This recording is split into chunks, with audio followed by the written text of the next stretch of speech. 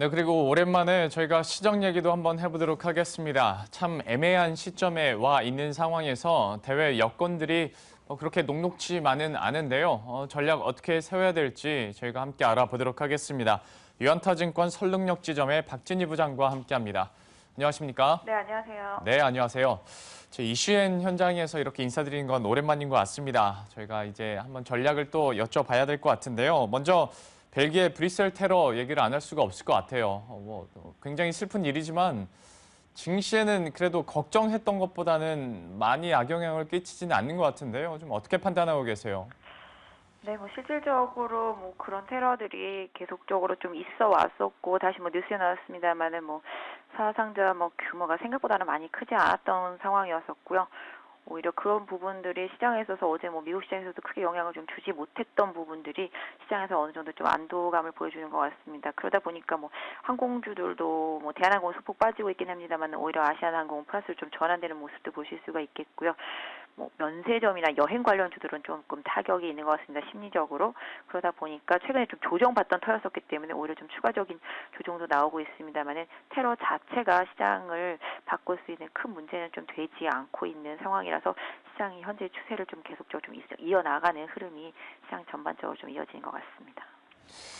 전반적으로 시장 상황 체크를 해주셨는데요. 이제 조금 더 자세하게 수급들도 하나하나 체크해 보도록 하겠습니다. 지난 9거래일간 매수세를 나타내던 외국인이 약간 스탠스를 좀 바꾸는 움직임인데요.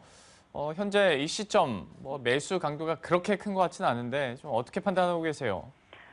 외국인들은 전반적으로 환율을 좀 보시면 매수세가 좀 답이 될 수 있을 것 같습니다. 사실 환율이 현재 수준에서 1150원 아래쪽으로 강력하게 좀 파고들기는 좀 어려운 상황이고요. 그러다 보니까 외국인들도 매수세를 좀 강하게 늘리지 않고 있는 모습이고 오히려 오늘 환율이 소폭 좀 반등을 하면서 외국인들의 매도세가 좀 나타나고 있습니다. 개인적으로도 가장 중요한 포인트대를 1150원으로 뒀었습니다. 이 가격대 이하로까지 공격적으로 좀 파고들지는 않을 것으로 봤었는데요.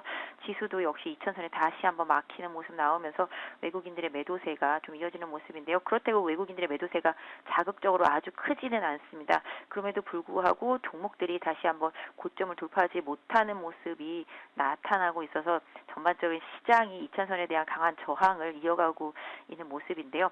외국인들은 일단은 지금은 지수를 막 주도하려고 하기보다는 어느 정도 다시 좀 종목별로 보신다라면은 상대적으로 덜 오른 종목들을 이제 고르게 채워 담고 있습니다. 그러다 보니까 종목별로 그동안 못 올랐던 종목들 위주로 저점에서 이렇게 반등하는 종목들이 나오고 섹터별로도 계속 순환매가 돌고 있는 흐름이 나오고 있는데요. 고르게 이제 사다 보니까 외국인들은 좀 그런 현상들의 수급을 좀 보여주고 있는 것 같습니다. 그래서 전체적으로 시장이 어느 정도 제 생각에는 상대적으로 지수 대비해서 덜 올랐다 싶은 종목들은 대형주들은 대체로 순환매가 한 번씩 돈 것 같고요.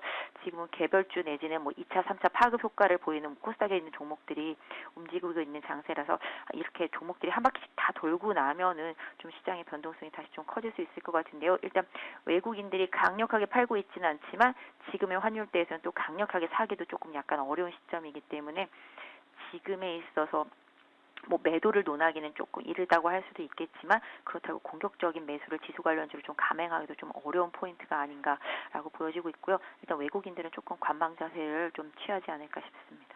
역시 환율에 대한 부담감이 외국인의 적극적인 매수나 그렇다고 매도도 지금 이끌지 못하고 있는 상황이네요.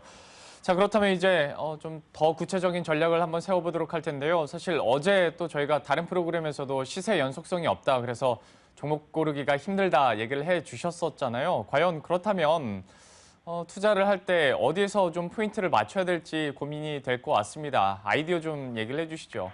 네, 사실 좀 지금 시장 쉽다면 쉬운 시장이고요. 어렵다면 상당히 좀 어려운 시장이라고 보실 수도 있겠습니다.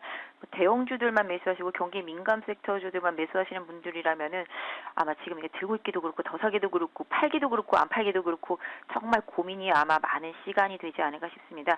대신에 또 반대로 생각하고 현금만 들고 계신 분들이라면은 좀더 시장을 봄에 있어서 좀 쉬울 수도 있는 시장이 될 수도 있습니다. 주도주들이 대체로 기술적으로 21선 부분까지 조정을 받은 이후에 좀 반등이 나오는 모습들이 나타나고 있고요. 방금 전에도 말씀드렸던 대로 후발주자들이 올라오고 있습니다. 자동차가 움직이면 자동차 부품주들이 좀 가볍게 움직이는 경향을 보여주고 있고요.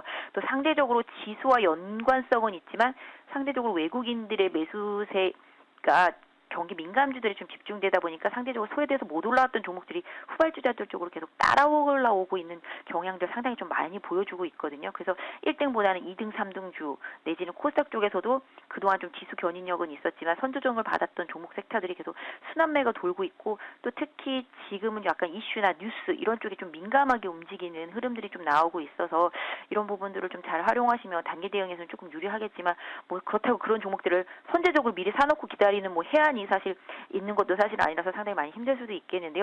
기본적으로 각 섹터별로 업종에서 주도주 역할을 해주는 1, 2, 3등 정도 안에서 상대적으로 좀 덜 오른 종목들을 찾아내면 약간 시장에서 좀 답이 되지 않을까.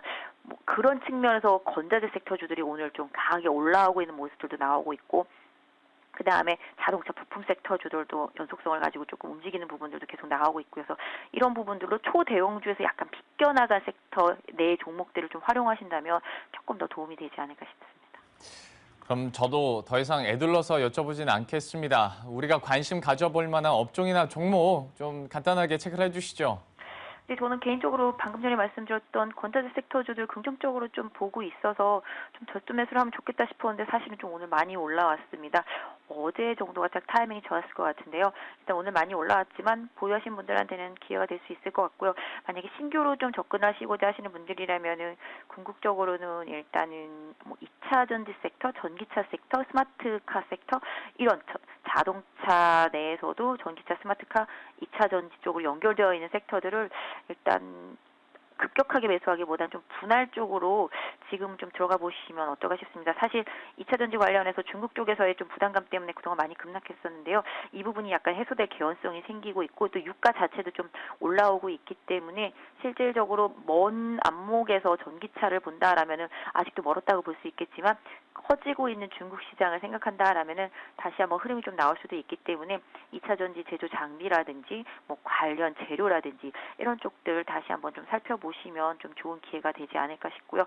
전반적으로 좀 대형주들은 약간 좀 관망 모드 쪽, 그다음에 방금 말씀드렸던 대로 새롭게 좀 실적이라든지 이런 부분들로 인해서 4월 달에 좀 다시 주목을 받을 수 있는 종목들을 좀 발굴해 내시는 게 좋을 것 같은데 방금 섹터별로는 아까 말씀드린 대로 건자재랑 전기차 쪽, 스마트카 쪽, 2차 전지 섹터 쪽 이런 쪽에서 좀 상대적으로 조정받은 종목들을 잘 골라보시면 좋지 않을까 싶습니다.